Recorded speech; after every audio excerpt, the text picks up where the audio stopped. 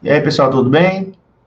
Estou aqui gravando a correção do exercício do assunto de hoje, que é as grandes navegações. Então, eu vou compartilhar com vocês aqui o exercício na tela para corrigir, tá?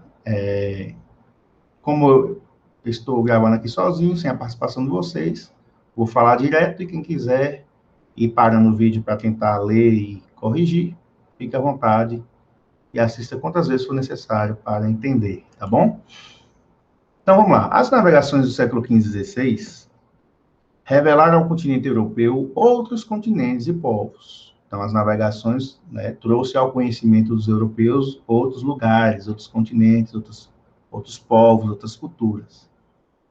A assinada alternativa que identifica um dos objetivos desse processo histórico, ou seja, qual a opção abaixo era um objetivo das navegações, da expansão marítima?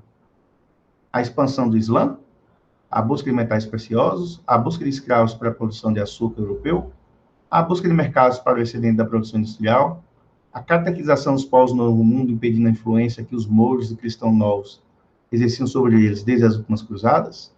Então, qual das opções aí é um objetivo das navegações dos europeus? Bom, quem assistiu à videoaula viu que o primeiro objetivo dos europeus ao navegar era buscar metais preciosos. O segundo era ir atrás de matérias-primas para fazer suas mercadorias. E o terceiro era conseguir consumidores para vender suas mercadorias. Então, se tivesse alguma dessas três opções aí, as três que eu citei são objetivos das navegações. E tem. A letra B diz que o objetivo das navegações era a busca de metais preciosos. Então, é a opção correta dessa questão. Tá bom? Em 1493, Cristóvão Colombo voltou à Europa com a notícia que tinha finalmente chegado à Índia. Objetivo é muito sonhado pelos portugueses que, desde o início do século XV, se haviam lançado ao oceano desconhecido. Assinala a alternativa que identifica uma das consequências a curto prazo do anúncio de Colombo. Então, qual foi a consequência, né, da notícia de Cristóvão Colombo ter chegado à Índia? Na verdade, ele não chegou à Índia, né, gente? Ele chegou na América, achando que tinha chegado na Índia. Tá? Mas qual foi a consequência dessa viagem dele?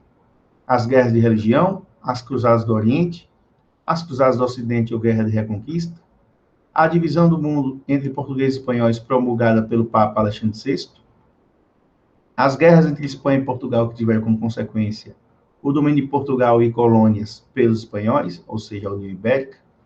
Bom, Portugal até então, os portugueses até então navegavam sozinhos, né? Os espanhóis estavam em guerra contra os mouros, contra os árabes, e só depois da união dos quatro reinos espanhóis, do casamento de Fernando de Aragão e Isabel de Castela, é que se formou o reino da Espanha e os espanhóis se lançaram às navegações. Quando os espanhóis chegam na América, então é a hora de sentar junto com os portugueses e dividir as terras, né, pelas quais eles estavam navegando. Então, em 1493 foi feita a primeira divisão do mundo entre portugueses e espanhóis, e foi a bula do Papa Alexandre VI, a bula intercoeteira ou bula intercetera. Era o documento que dividia o mapa do mundo entre Portugal e Espanha. Então, essa resposta está onde? Na letra C. A consequência da viagem de Colombo, que ele achou que tinha chegado na Índia, mas chegou na América, é que portugueses e espanhóis sentaram e dividiram o mundo entre si, com a bênção do Papa da época que julgou o caso e ajudou os espanhóis e portugueses a dividir o mundo entre si. Ok? No contexto das grandes navegações, as viagens marítimas foram realizadas com apoio financeiro da Igreja Católica, que custeou todas as despesas da indústria naval portuguesa, dos reis católicos que sozinhos desviaram todos os recursos para investir nas grandes navegações, do Estado e o capital da burguesia, do financiamento dos bancos estrangeiros. Então, de que forma foram realizadas as navegações, as viagens marítimas? Bom, vocês viram que as viagens deram certo porque houve uma união de interesses entre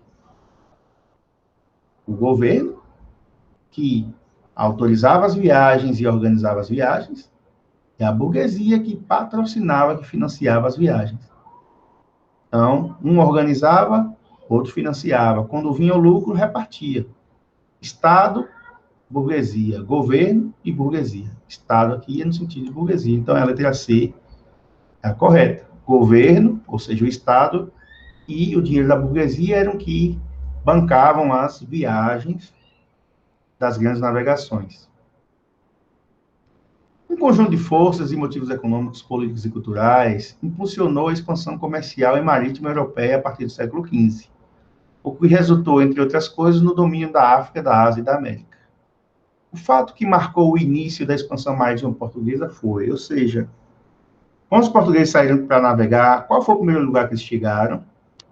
Então, vocês viram lá naquele mapa que eu mostrei lá, eles contornando o continente africano, mas antes de contornar o continente africano, o primeiro lugar que eles chegaram foi em Ceuta, em 1415. Está lá no vídeo, é só confirmar, tá bom? Qual era o principal objetivo dos empreendimentos marítimos do século XV e XVI? Qual era o principal objetivo das grandes navegações? Fazer a navegação ao redor do mundo, passando por todos os oceanos? Ou seja, se aventurar? Quem quer gastar dinheiro à toa? Descobrir e controlar uma rota marítima para as Índias para comprar especiarias diretamente na fonte e vender com elevados lucros na Europa? Exatamente. Tá? Quando os portugueses começaram a navegar, o principal objetivo deles era chegar na Índia, porque na Índia eles iam comprar as especiarias, cravo, canela, pimenta, seda, porcelana, ia comprar diretamente na fonte, ou seja, mais barato. Então eles iam vender mais barato na Europa, ia ter mais lucro.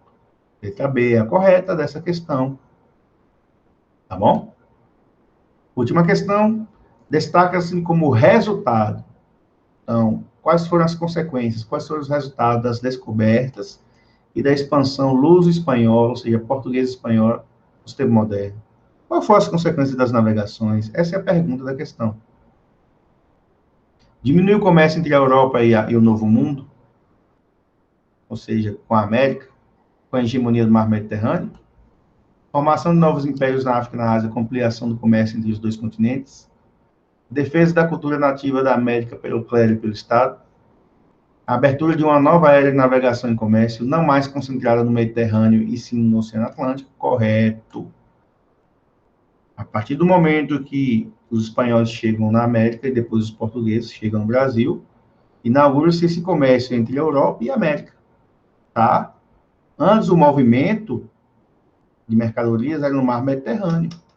Agora o movimento de navios passou a ser no Oceano Atlântico, entre Europa e América, entre Europa e América. Ok?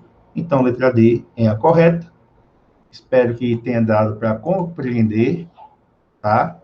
E se não entendeu, volte lá na videoaula, assista mais alguma vez para tirar dúvidas.